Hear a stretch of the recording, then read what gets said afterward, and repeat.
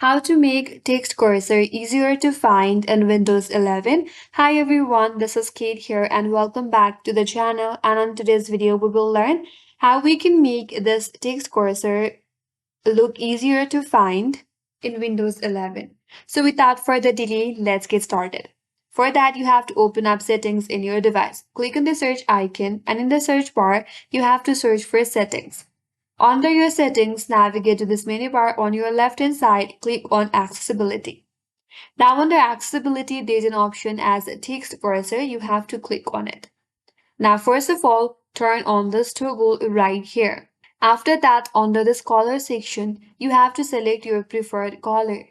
If you want to choose another color, click on this plus icon here. From here, you could choose a different color.